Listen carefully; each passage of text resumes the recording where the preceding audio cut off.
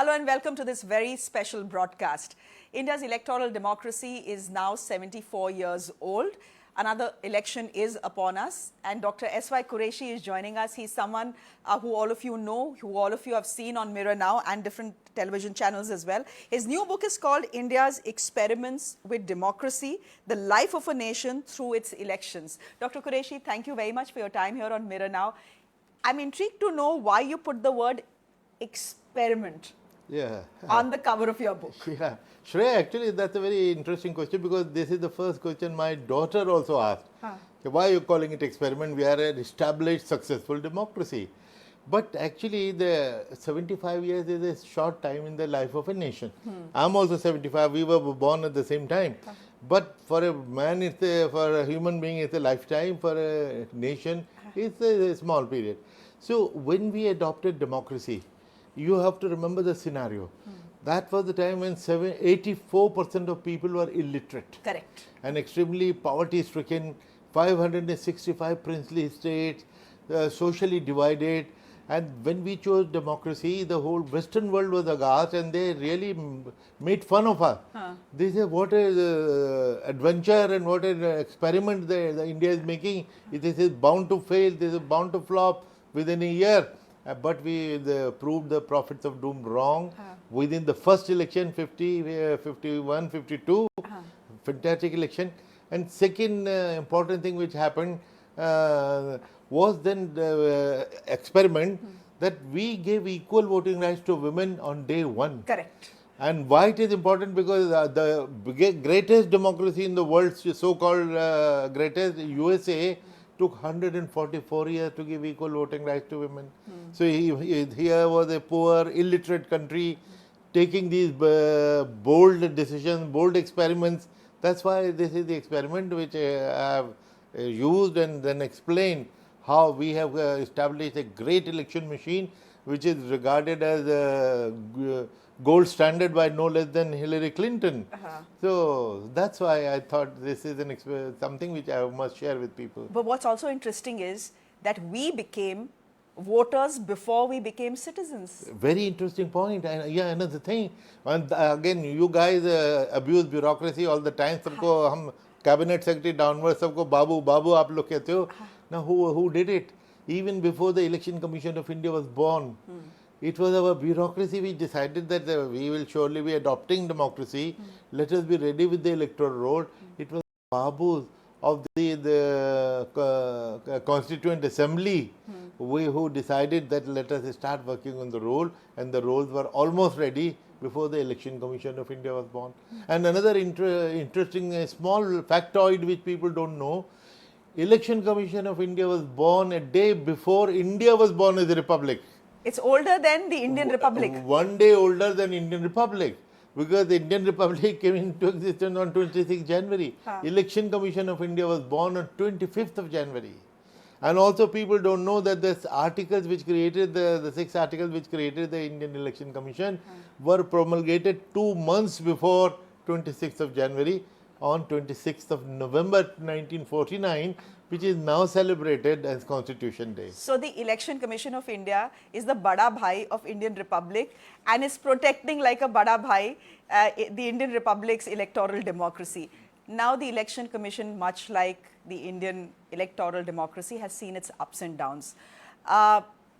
Another election is upon us, Dr. Quraishi, and again questions are being raised about the independence and the neutrality of the Election Commission. बहुत लोग ये भी बोलते हैं कि Election Commission तो schedule भी नहीं बताता है, शेड्यूल भी गवर्नमेंट आपको बना के देती है.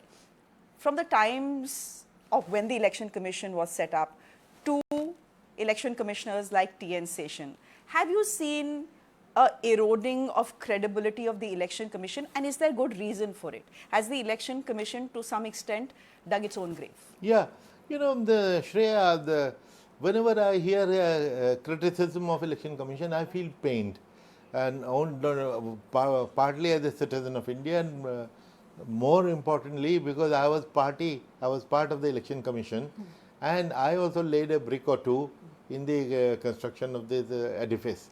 So I'm not very happy to hear the criticism, but at the same time, I cannot be blind. If I start defending things which are not defendable, I'll appear stupid. So after initial reticence and hesitation, somehow or the other, gradually my comment It started. took a while for you to actually speak your mind in public because the institution that you were talking about is your own institution. Exactly. As I said, I'm like every citizen, I'm pained, but I'm pained a little more because I was a party to the construction of the most respectable institution that we have. Now, but one thing I would, to be fair to the Election Commission, that in the process that when we criticize certain controversial decisions, because some controversial activities for which your criticism is justified, but the great job which they do, this is not only the biggest election in the world, this is the biggest management event of any kind in the world, involving almost 1 billion people, and almost 1 billion people involving means we go to every home. Every year we go to every single home, talk to the people, get the form filled, take their picture, give them the voter card, and then make them vote in about 1.1 million polling stations. And the sheer magnitude scale, and you know how many people conduct the election? 15 million people. 1.5 crore is the population of India Election Commission, the staff which conduct the election, and mind you, all government servants whom you criticize as babus. Now, same babus, once they come under the Election Commission, they give the nation a beautiful election, a peaceful election every time, year after year. So we need to acknowledge all that also. In the process of the criticism on certain controversial things, these things get totally subdued. तो controversial चीज़ों के बारे में आपने बोला तो बात यही पूछनी पड़ेगी that it almost seems like no one is scared of the election commission and no one, I mean politicians don't particularly care about the model code of conduct either. People say what they want to say, politicians, they do what they want to do, and it seems that the election commission simply has no power to deal with them. They can come, they can probably summon, but do nothing beyond that. There has been one thought, let's legalize the model code of conduct. Yeah. Will that help, or will that be counterproductive? No, not at all. Not at all. It will be counterproductive. First of all, I want to challenge your first assertion that people do not care for what Election Commission does. They all do. They are very scared of the model code of conduct and the Election Commission. तो क्या बात कर रहे हैं? No. पैसा X होगा तो X into 10 खर्च होता है. नहीं, लेकिन हो सकता है. The utterances which the Election Commission will not be happy with, you still go ahead and say it. Let me clarify, because to generalize the politicians don't. Maybe some politicians don't care.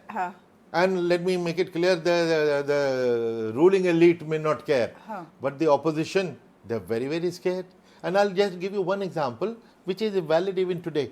Once Mr. Prakash Singh Badal, who was the senior most politician of the country in my time, he said something threatening our chief electoral officer, a lady in Punjab. Look, you are acting like this because of the Election Commission. Once you come back to my cadre, see how they treat you. Now, that was not acceptable. It's a threat to our election staff. I wrote a stinker to him. I said, you are the senior most politician and here you are threatening our staff. Its consequences are very, very serious. So it was a headline in all the newspapers. That creates impact. Same day he wrote a profuse apology. I'm so old, I'm so senior, I've never made such a mistake, I will never do it in future. Please forgive me. That was the headline of the next day. Now just 2 letters exchange, and this was the impact. To say that the politicians don't care is wrong. They are very, very scared, and which is why if you see the language of the model code, which will lead me to your next part of your question. Now the language is, okay, look, we have got a complaint that you violated the model code. Please reply immediately, and your reply should come by 5 p.m. tomorrow. They're so scared that the reply will come by 4 p.m. the next day. It doesn't happen when I file an FIR. Okay. FIR will take months to investigate, and it will go to the court, and 10 years later you will know whatever result happens. So therefore the quickness of the model code is unique, and it should not be underestimated. So you're saying legalizing the model code of conduct is a bad idea simply because what you will get by the end of it is Tariq pe Tariq, Tariq pe Tariq and Tariq pe Tariq. You said it very well. Okay. Because this will get transferred to the judicial system. Judicial system being what it is slow, it is cumbersome. It is here we follow summary trial. Now, in any case, model code is not a law, therefore we cannot hang anybody under this. We cannot put them in prison. All we can do, give a warning, don't do it. If you do it again, we'll be careful. Maximum punishment is censure. People think this is very light. It is. Once we censure the law minister of the land, who issues the appointment letter, ask him till today the impact of that. And I myself censured him and 3 other ministers under the model code. That censure itself carries so much of weight you cannot imagine. So, because people expect that immediately for everything somebody should be hanged. But let me also make you one thing clear, that there is nothing in the model code which is not there in any of the laws. So what we do is we issue a notice in the model code for immediate response and also file an FIR for the due course, due process of law, which will take years to come. तारीख पे तारीख होगी, सब कुछ होगा, 10 साल बाद result आएगा. And as one journalist rightly said कि सचिन तेंदुलकर एलबीडब्ल्यू हुआ, ये 10 साल बाद पता लगा करेगा. ना अंपायर तो फॉरन बॉल को नो बॉल बोलता है ना. एंड 2-3 नो बॉल अगर की तो प्लेयर को बाहर जाने तक को भी कह सकता है कि ये क्या हो रहा था. Were you surprised when the Election Commissioner of India got the Z security? It's not Z plus, but it is Z, which is a very high level of security. Were you surprised given the threat perception, etc.? No, all of us had Z security. Acha. It is a Z category security. It's not Z plus in his case. It is Z only. We always had Z security, all of us. All through the year, or only during the general elections? All through. Sometimes, occasionally, when we did something which increased the threat perception, so sometimes even unknown to us, we will notice that there are more people outside our home. So that used to happen. But our entitled security category is Z. Okay, so let's come to a point which is a talking point in this election, and the Prime Minister has said this often enough. What is the resistance to one nation, one poll? You know, the Election Commission and large parts of the country are constantly busy with elections through the year. हर 6 महीने में हमारे देश में elections होते हैं. It is exhausting, it is time consuming, it consumes money. Why not simply choose the simpler option of one nation, one poll? एक तारीख चुनिए and उसी दिन सारे elections करवा दीजिए. Yeah, very good point. But if you read this book, there are half a dozen articles on this topic alone. One nation, one election. I have always written a very balanced response to this, that there are certain pluses, there are many minuses. Pluses are, voter is the same, the booth where you go and vote is the same, the people who organize the district administration are the same for all 3 tiers, and the security apparatus is the same. So you go to the polling station, instead of pressing one machine button, you press all 3 and you are free for 5 years. A very nice thing for the Election Commission, because we finish one election, for 5 years we will go and play golf. But our comfort and conveniences cannot be the consideration. One, Bhartari Hari Mehtab, who was the BJD MP and now he switched side, he made a very good statement. Ask the people, what do people want? And he said people love frequent elections. Why? Because this is the only power they have. Most poor people have no other power, the only power. And how many times have you seen missing an MLA or an MP after winning the election never goes back to the constituency? लोग poster लगाते गुमशुदा की तलाश, 50,000 रुपए का इनाम अगर हम MP को ढूंढ के ले आओ, तो ये सारी चीजें कि कम से कम बार-बार इलेक्शन मीन बार-बार पॉलिटिशियन आपके दरवाजे पे आके आपको नमस्ते करेगा, आपकी उसकी अकाउंटेबिलिटी, आपकी पावर बढ़ती है. तो जनता क्या चाहती है? तो फिर ये था कि रीजन क्या थे कि फॉर साइमल्टेनियस लगे कि खर्चा बहुत होता है. 60,000 crore was the estimate given by some agency in 2019. मैं तो कहता हूँ ये तो बहुत अच्छी चीज़ है. 60,000 crore पॉलिटिशियन का पैसा गरीब आदमी के पास तो गया, एम्प्लॉयमेंट तो उनको मिली, कोई ऑटो वाला, कोई पोस्टर डिजाइन होगा, कोई पेंटिंग करने वाला उन सबको नौकरी मिल रही है, क्या बुराई है? अगर वो पैसा रिसाइकिल हो रहा है तो वो भी नहीं। फिर ये कि साहब काम सब ठप हो जाता है, ये इस सबको भी मैं क्वेश्चन करता हूँ। मॉडल कोड आप पढ़ लीजिए, कोई पढ़ता नहीं है। मॉडल कोड में सिर्फ लिखा है only new schemes can not be announced. Why is it that all the bright ideas for new schemes come to politicians' mind just before the election? 4 years, 11 months you are in power, you do nothing, and suddenly you want to do this, and since the election commission doesn't allow, then you abuse the election commission and make people hostile to election commission because of them. We are not able to do these bright things for you. What were you doing for 4 years and 11 months? So only new schemes are not allowed. Old schemes must continue, and many times we had called the cabinet secretary and warned him, what is happening? Why do you stop anything? So 1 minute, what you are telling me is this entire narrative about election hai to kaam ruk jata hai sarkar ka, that's not true. The only thing that the model code of conduct says is new schemes cannot be announced. Exactly. It doesn't say ki jo purani schemes chal rahi hai unko rok. बिल्कुल, exactly, that's the point. Secondly, दूसरा ये कि जो किसका काम रुक जाता है, देखिए अगर बार बार इलेक्शन का मतलब क्या होता है? Suppose election is happening in Ghaziabad and you and I live in Delhi. Does it bother us at all? If something in the neighborhood happening, you would not know.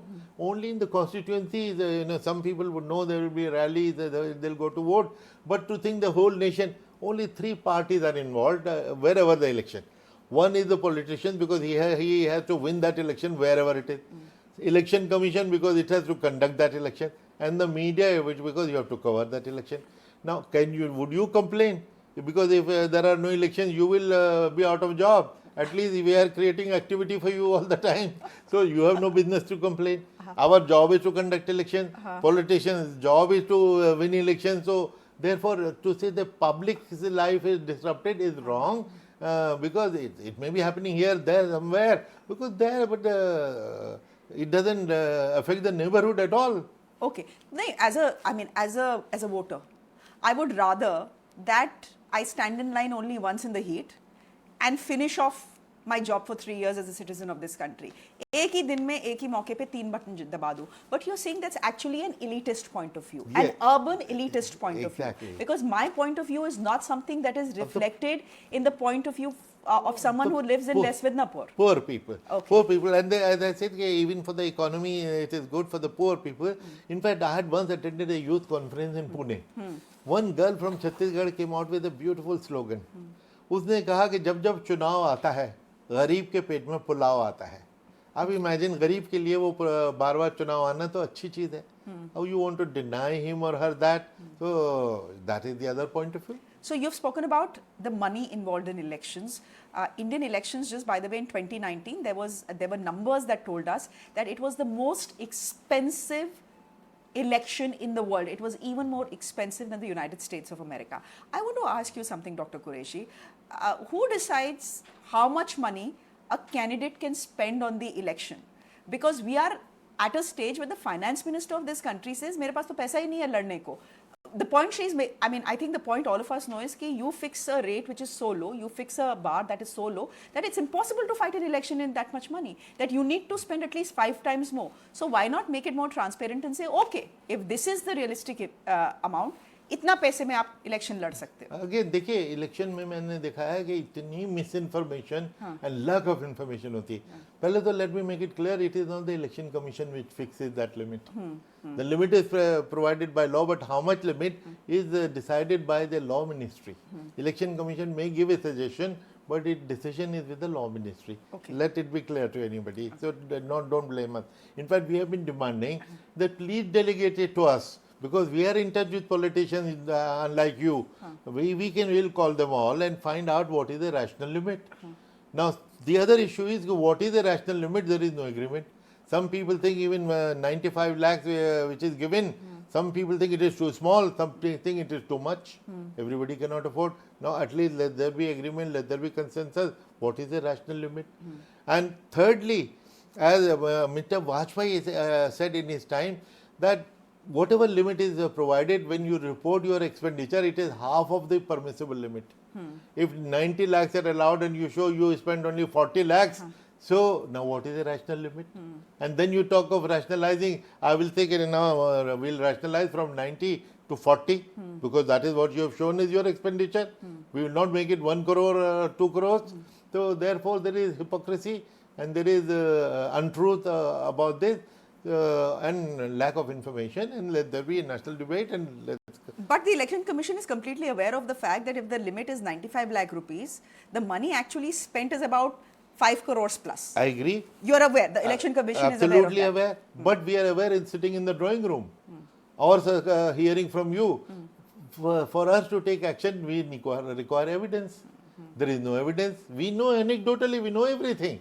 But in fact, sometimes politicians come and challenge us, look, I spent 5 crores, catch me if you can. Achha. We cannot because we need evidence, because law requires evidence. So, but therefore, we try to do our pakad dhakad. In fact, I had set up in 2010 an expenditure monitoring division full time. Otherwise, only for a month, income tax officers used to come, we used to use them to go around. But that was not working well. So we set up a full division. They came up with the guidelines. We started attacking, raiding people. And we came across in my earlier book, which is called An Undocumented Wonder, I have listed in a money power chapter 40 modus operandi of cheating that we had discovered till then. And they were very interesting things. Even a cup of tea you cannot give to the voter. It's a bribe, punishable under the IPC. And what they do do parties, wedding. We came across a wedding party, 4,000 people, liquor flowing, chicken flying, and our observer went in to congratulate the bride and bridegroom. There was no bride, no bridegroom. It was a fake party only to bribe the voters. Wow. Now, but after that, we started taking the list from all the hotels and banquet halls. What are the bookings for you? All the bookings happen in the lots of booking. They go up in those times. But even now, to think that we have got on top of the problem, bogus weddings still take place. But this time there will be a rented bride and a rented bridegroom standing with a printed invitation card as a proof. No, catch so the me. politicians are always two steps ahead of the Election Commission. Commission. Ahead of it. No, same thing as I say, catch me if you can. ये wedding हो रही है, ये है, ये proof है, पकड़ सकते हो तो पकड़ लो. अब हम कहाँ पकड़ते फिरेंगे कि भाई ये genuine है कि किराए के दुल्हन हैं. Acha. So 80% of funding for Indian elections comes from quote-unquote undisclosed sources. Electoral bonds are now history. The Supreme Court has ruled very clearly and said they are completely opaque and absolutely unconstitutional, right? ठीक है, electoral bonds हट गए.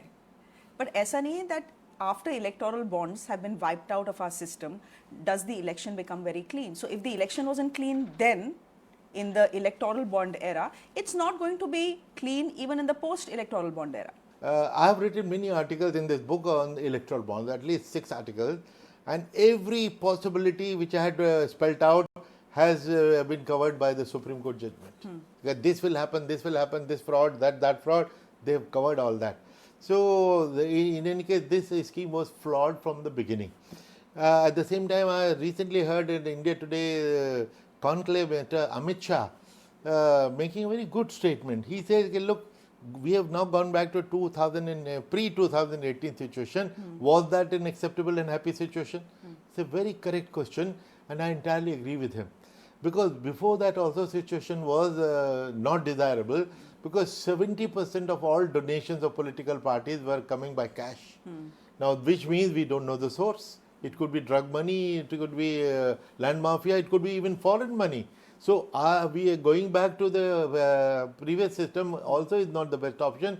That was the time also when we were making a lot of noise about it and we wanted reform.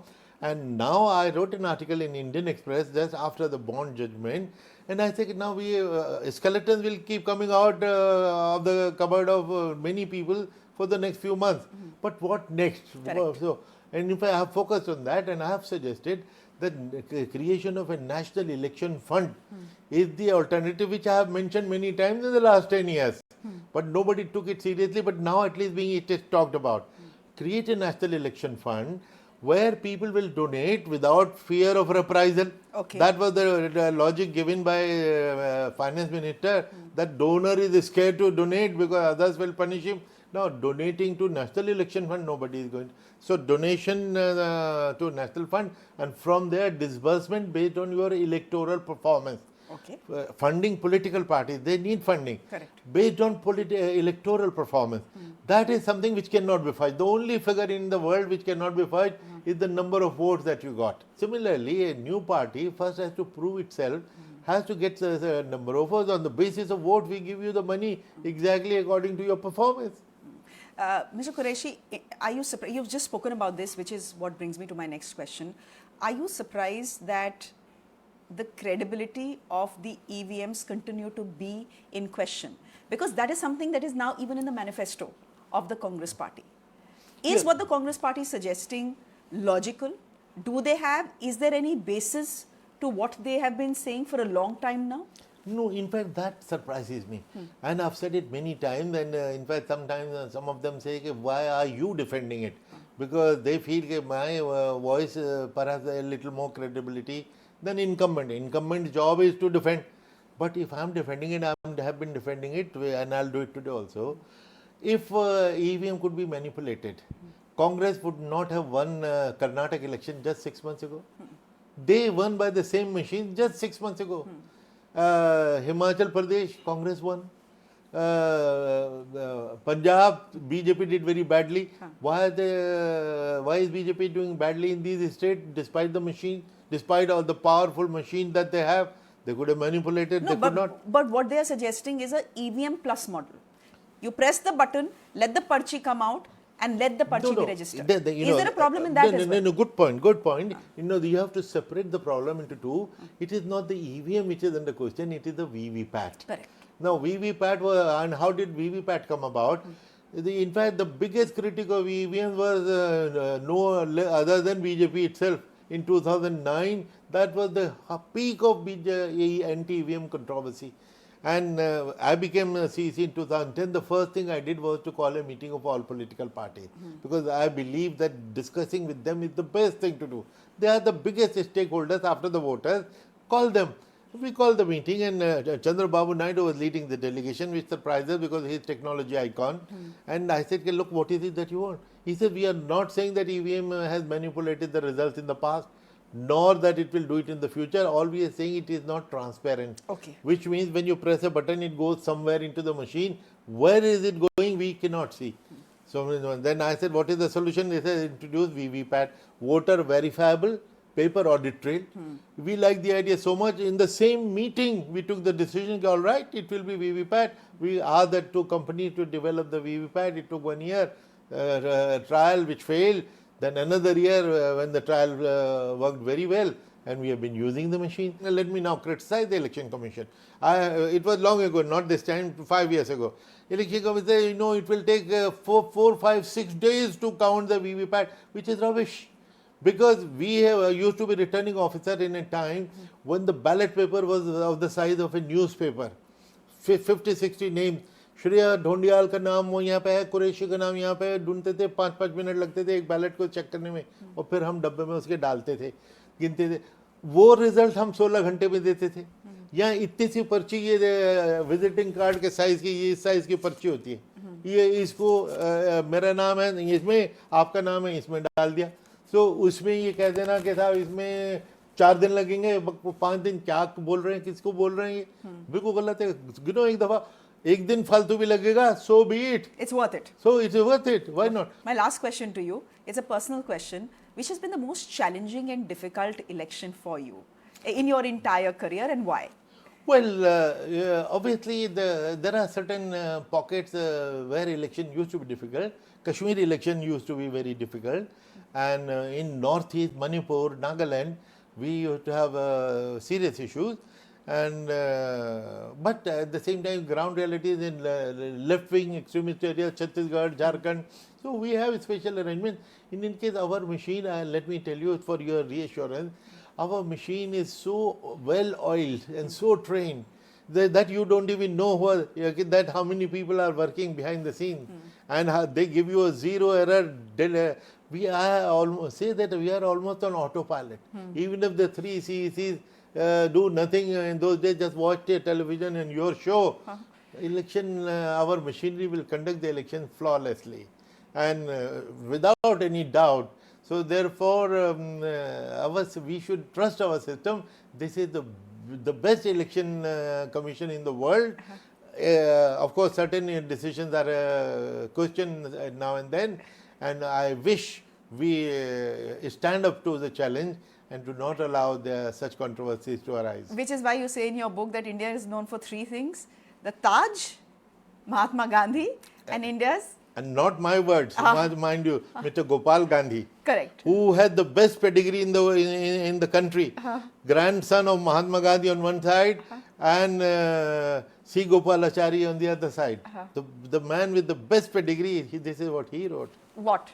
That India has three great things, Mahatma Gandhi, Taj Mahal and India's election system. Mr. Quraishi, thank you very much for your time. You have criticized the Election Commission, you have defended it as well. I think that is how it has to be. An independent voice that says things for what they are. Thank you very much, Mr. Quraishi, for joining us. Thank you and all the very best for the book. Thank you.